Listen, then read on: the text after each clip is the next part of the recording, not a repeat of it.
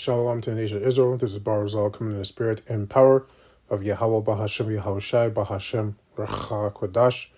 Double honors to the apostles of Great Millstone and to the hopeful elect, which is word and truth and sincerity across four corners of the earth. It's going to be a quick one, but an important one nonetheless.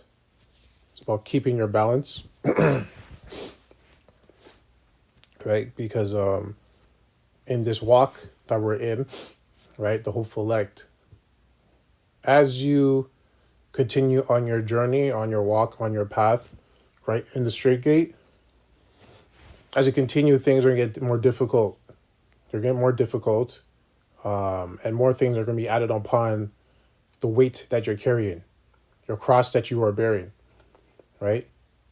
Now, compared to Yahushua, your cross is a small cross, but still, for you, it's going to be the right amount of weight for you to struggle with and to find difficult with, but to also be able to carry at the same time, right? It's going to be the perfect weight for you, right? So when you're in that walk, you have to understand things are going to get a little bit more difficult and more things are going to be added. So you need to find the strength to balance all those things out, right? You have to find a way to do it.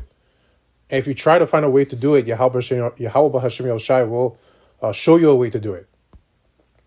Right? He'll give you that information, that knowledge, wisdom, and understanding on that. So we're at Sirach 31 and 19.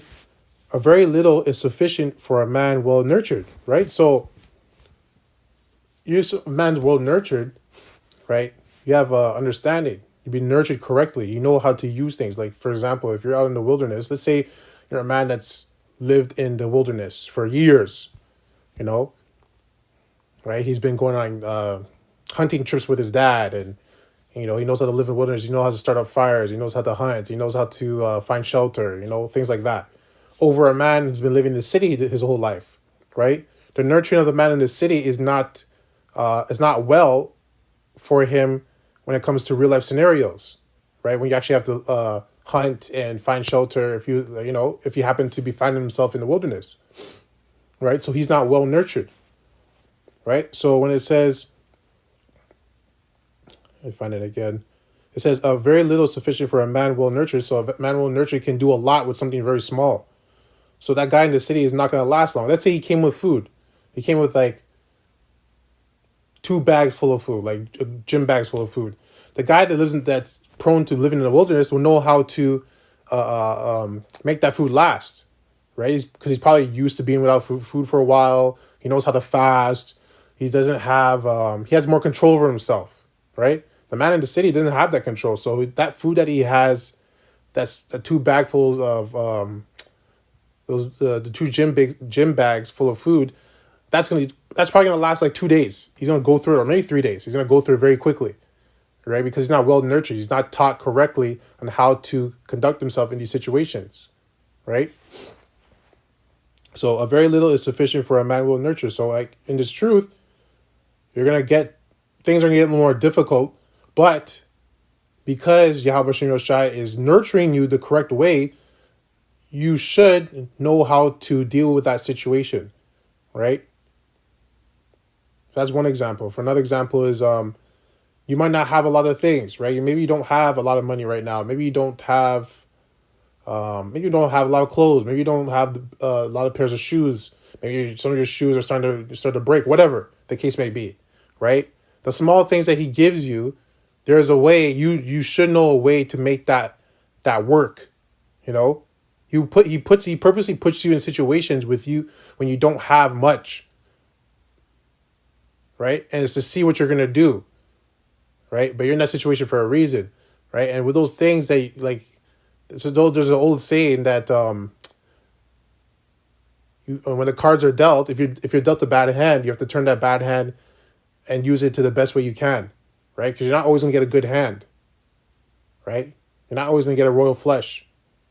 He might just give you a bad hand and see how you do it. How do you handle this, right? But that's the training. That's the straight gate. That's the walk they're in.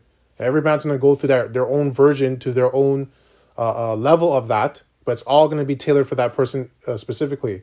So the point is that you have to find a way. There's a way to balance it out. There is a way. And any situation you're in, there's always a way out through the power of Yahweh Shem Shai, right? But you have to look to him to find that way. Okay? So a very little is sufficient for a man well nurtured, and he fetcheth not his wind short upon his bed. Right? So a man well nurtured is balanced. He knows how to balance things. So now we're going to go to Matthew 6 and 7. But when ye pray, use not vain repetitions, as the heathen do. Right? And that's referring to, like, the Muslims. They like to, when they pray, they repeat the same thing over and over and over and over again. Right? That's what it's referring to. And not just the Muslims, but the other religions. They like to, like, even Christianity, they go say 10 Hail Marys and, and 5 Our Fathers. Right? Those are vain repetitions. Right? For they think that they shall be heard for their much speaking. Right? Be not ye therefore like unto them. This is the point. For your Father knoweth what things ye have need of before you ask him. Right? So Yahweh Hashem Yahushai already knows what you need before you even ask it. But you still got to ask. You still got to pray for it. But he already knows. So when you're in a situation, right, and you're like, it's clear that you obviously need money in the situation you're in, but you're not getting it. You prayed, you're not even doing bad or whatever. You're doing pretty good, right, for yourself, right, spiritually, but he's not answering that prayer. So then the question is, okay, why isn't he answering this? Maybe that I already have the answer. Maybe I already have the tools to get those things that I'm trying to that I'm praying for, right? A lot of times he give you the tools and methods to obtain those things. Because remember, Solomon didn't ask for money. He asked for wisdom. And through that wisdom, he obtained all the money and riches and land and everything. So wisdom is really what you should be asking for, right? Because through the wisdom, you can obtain all those things that you need, right? So sometimes you got to change what you're asking for, right? Or understand what you're asking for.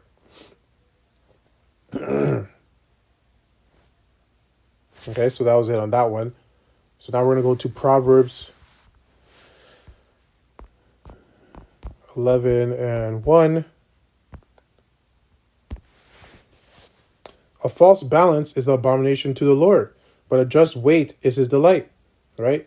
So a false balance is basically you doing the things. The easy way to understand if you're balancing yourself incorrectly is basically not doing what Yahweh Shem Shai told you to do, right? Not following the law, statutes, commandments to the best of your ability. Pretty much, right? Not having faith. When you don't have those things, now you're going to be off balance. So now you're going to be a false balance, right? And the Most High doesn't like things that are false, that are off, that are left, right? That are not balanced, that are not right. He doesn't like those things, right? So if you want to be balanced, you just do the things that he tells you to do, right? To the best of your ability, okay? Because we're not perfect. But you got to strive to be perfect in the spirit, not in the flesh, because you can't be perfect in the flesh. That's impossible. So Proverbs 30 and 8. Remove far from me vanity and lies. Give me neither poverty nor riches. Feed me with food convenient for me. Right? So basically, that's a smart thing to ask for. Ask to remove all those things that are going to cause me or put me in a position or situation to go off, to be off balance, to not do the right thing, right? Just give me the things that I need, right? And that's what he does. He gives you the things that you need. So that's why you have to be careful what you ask for. You don't want to ask for abundance of things because that can lead to your destruction, right? That could be too much for you to balance. Right? You want to have enough, that just the right amount for you to balance perfectly or to the best of your ability. Right? So that's on that. Just want to make that point and reiterate that point that, you have to find your balance. Every brother or sister's balance is going to be different, but you have to find what your balance is. Because just because someone else is doing something, could be a close friend, and they're doing something that's great. It might be something that you guys might have similar lives. And you guys are doing similar things in each of your lives. They're not exactly the same, but there's similarities. And you're like, oh, well, he's doing that. I should be able to do it. No, not necessarily. right? So you have to, one, get to know yourself. You got to examine yourself. The scriptures tell you to do that. And you got to pray. You got to pray and ask, right? And find what is best for you. Don't compare yourself to others. You can observe other people, but don't compare yourself to them. You can learn from other people, but don't compare yourself to them. Okay? That's it on that. I'd like to close out by saying, Ka halal Yahweh, Bahashem Yahushai, Bahashem Racha Kodash. Double honors to the apostles of Great Millstone and to the hopeful elect, push his word and truth and sincerity across the four corners of the earth. I'd like to say Abad, Babal,